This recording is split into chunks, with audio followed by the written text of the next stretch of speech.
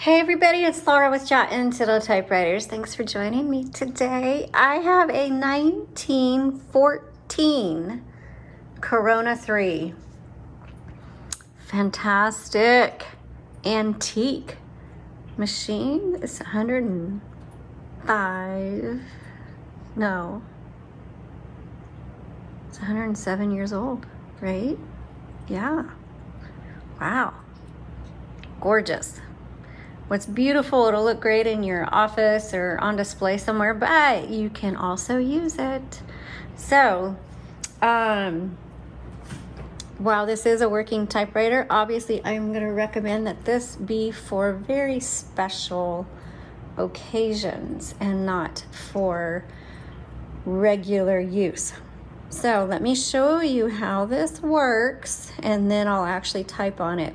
So first of all, it comes in a case, and if you click on the product link in the description below, it'll show you what a case looks like. And if you open the case, it's actually gonna look like this, folded over. It's a folding typewriter, okay? So when you get it out of the case, and some of these are bolted down into the case, and because some people keep them in there, it's meant to be portable, travel, whatever. And so you may need to unscrew it. This one easily lifted out of the case, so here it is. And so then you fold this back, and now it's actually ready to go. So back here is your little paper holders, and I'm gonna gently lift this up, and you'll also see your margin selectors, okay, right there. Let me put it back down. It's super lightweight and it's very small, but I wouldn't travel, because of its age and delicate nature, I would not travel around with this one. And if you're part of a typing group, as long as you took really good, used extra caution, certainly you could take it. But again, even though it works, I would just reserve it for a special moment. Okay. Here is the Carriage Release. The bell sounds really nice. Here's your paper release. I honestly don't know what this is.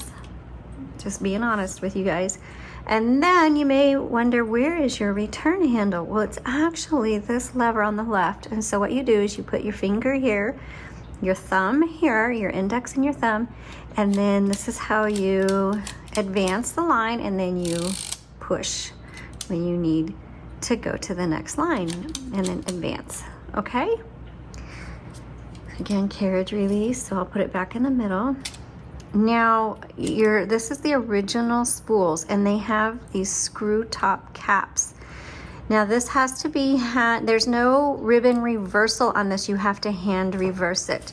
So when you screw on the cap, you have to screw the caps off and take the thing off when you need new ribbon, which you can, there's a link in the description. You just send us these and we'll rewind them to you. Now, when the ribbon gets all the way to this side and you need to reverse it, then what you do is just loosen the caps, okay? And then you can just sit and you can, actually you would go this way and then just wind the ribbon back over to the side and then go back over. So just so you know.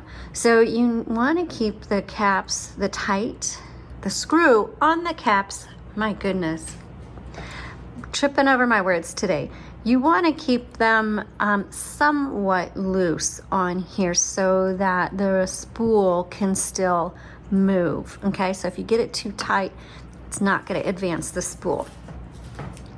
Right here is your color selector, and pressing on it doesn't change the color. You kind of have to hold it and then switch over. There's red, there's black, okay? So that's how that works. Here's your backspace. Remember, backspace does not erase, it just backspaces. And then I'm gonna show you how these keys work. There's 3 banks of keys. That's why it's called the Corona 3. The Underwood calls it a 4-bank or a 3-bank.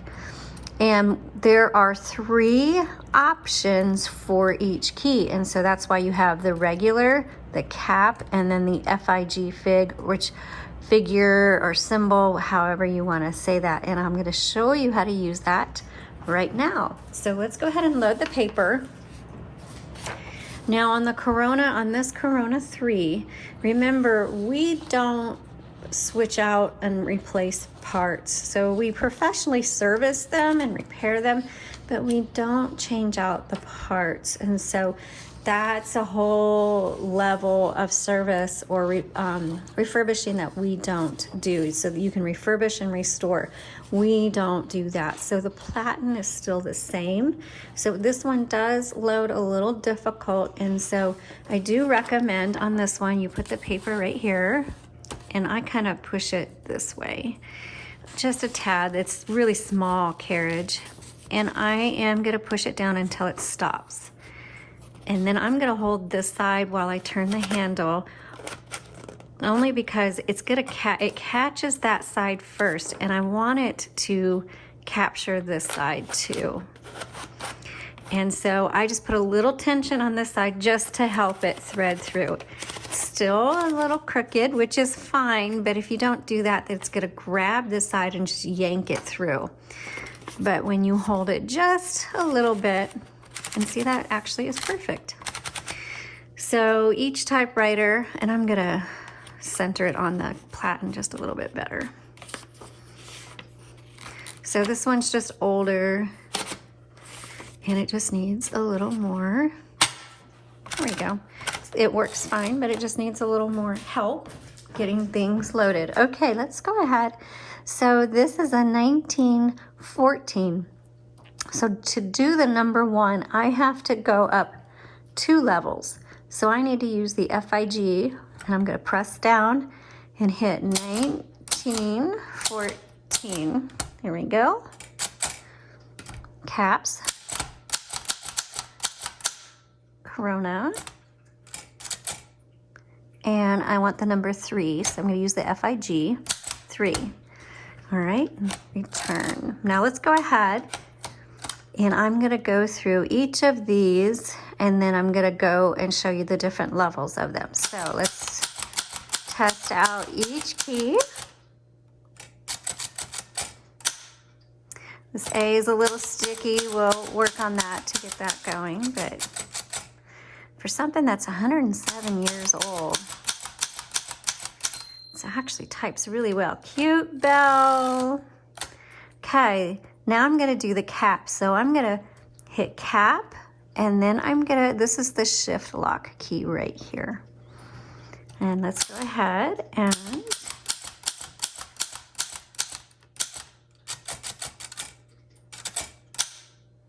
there's that A. So original keys, the letters, the keys are all yellow. They're the round glass keys, but the paper in them is perfectly yellowed. Oh, it's just so pretty.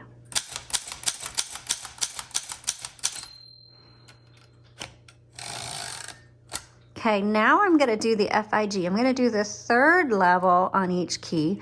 And so to do that, let me release this. So I'm just gonna push that down. And now I'm gonna hit the FIG key and go ahead and then push that all the way back, and that holds that down. That's a shift lock. And let's do the symbols and the numbers.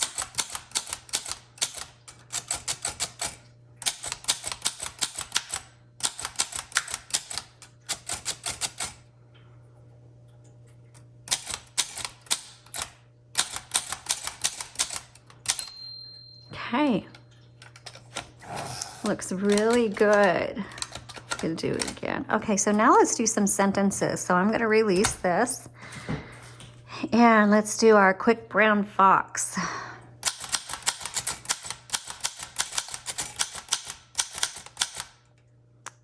And I made a mistake, so let's go backspace, backspace, backspace. I put brown, I put the I instead of the O. So I'm just gonna type over that. There we go.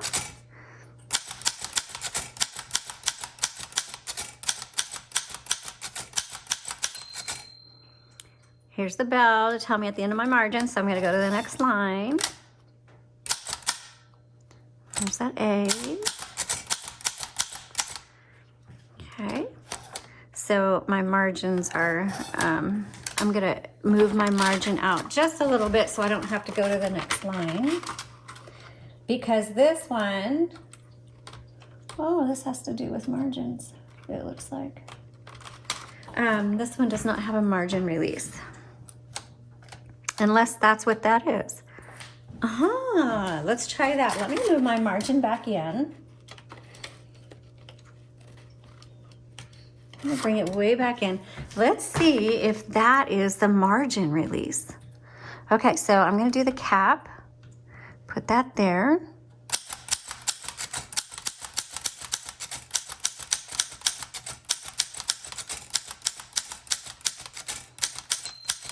I'm gonna keep going even though the bell went off. Okay, so now it's stopped. Let's see what happens with this.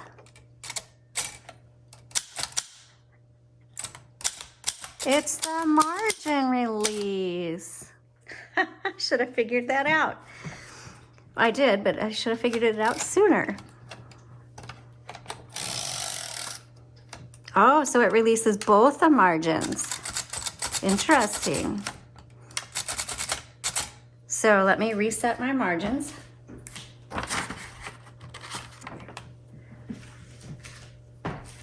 All right. Yep, there we go. Very interesting. Okay, let's do the red. And I need to find a new sentence.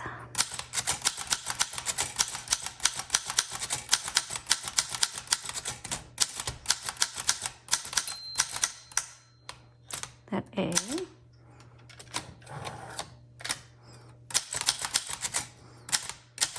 Well, now it's working.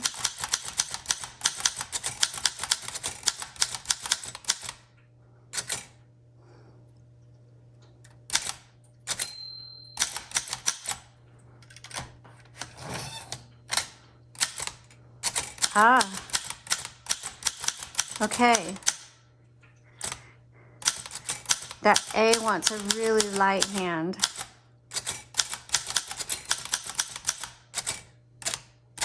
Oops, I'm at the margin release. Margin. But either way, we're going to work on that A, so it won't do that for you. But that A wants a really light hand is what the issue is there. But we will still loosen that up so you don't need such a light hand.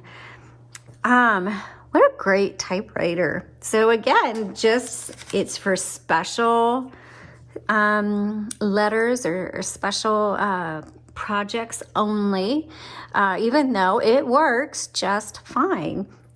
And the only reason we say special projects is we want this to last you a long time. Yeah, it's a great typewriter.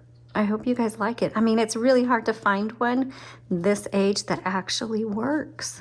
All right, thanks so much for watching. Let me know if you have any questions. Have a great day.